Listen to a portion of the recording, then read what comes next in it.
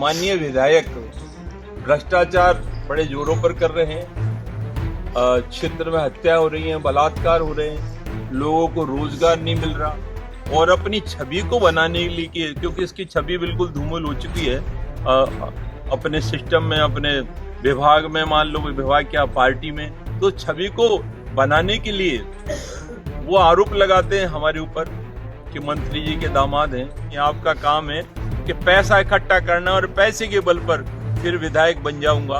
तो ये सपना तो आपका साकार होगा नहीं, क्योंकि आपको जोड़ने की गई एक सभा थी, उसमें किस तरह आपकी बेइज्जती की गई ये आप भूल गए क्या?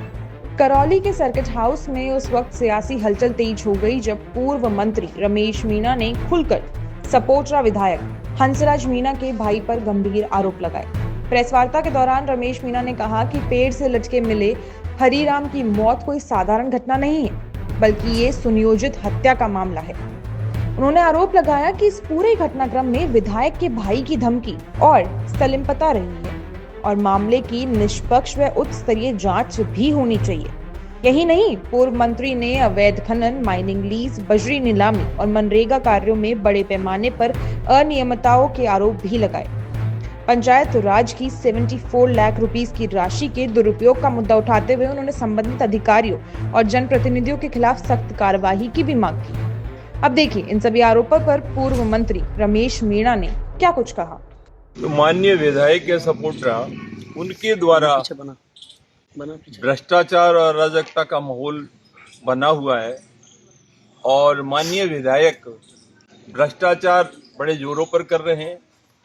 क्षेत्र में हत्या हो रही है, बलात्कार हो रहे हैं, लोगों को रोजगार नहीं मिल रहा और अपनी छवि को बनाने के लिए, क्योंकि इसकी छवि बिल्कुल धूमिल हो चुकी है अपने सिस्टम में, अपने विभाग में, मान लो विभाग क्या पार्टी में, तो छवि को बनाने के लिए वो आरोप लगाते हैं हमारे ऊपर कि मंत्री जी के दामाद हैं, उन्होंने एफटीओ करा लिया। तो मैं माननीय विधायक से कहना चाहता हूं कि आपने एफटीओ करणपुर नानपुर का करवाया था, उस समय 75 लाख रुपए लिए और नहीं लिए तो आप तैयार हो जाओ, नार्को टैक्स करवा लो। आप कहा कि मैंने नहीं लिए, आप खुद भ्रष्टाचार कर रहे हो और दूसरे पर आरोप लगाते हो। पूरा आपका भाई है शिवराज मीणा, उसने हत्या करवा दी, हत्या में शामिल है।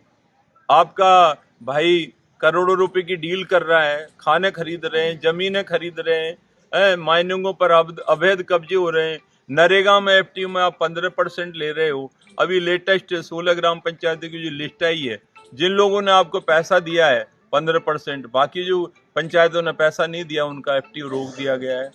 आप जो सक्षम अधिकारी नहीं है उनको आप विकास अधिकारी बनाए हुए हो, फर्जीवाड़ा करवा रहे हो और ग्राम जो पंचायत राज का पैसा है वो आप निकाय में कैसे दे सकते हो?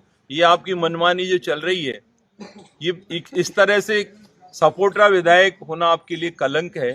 और जो विकास की चर्चा होनी चाहिए कि हमारे क्षेत्र में औद्योगिक विकास हो, कैसे समृद्ध हो, कैसे लोग आगे बढ़े, हमारा डूंगरी बांध कैसे रद्द हो, आपका करौली धौलपुरा अभयारण्य है वो कैसे रद्द हो, उनकी चर्चा, जनता की चर्चा आपके पास नहीं है। आपका काम है कि पैसा इकट्ठा करना और पैसे के बल पर फिर विधायक बन जाऊंगा।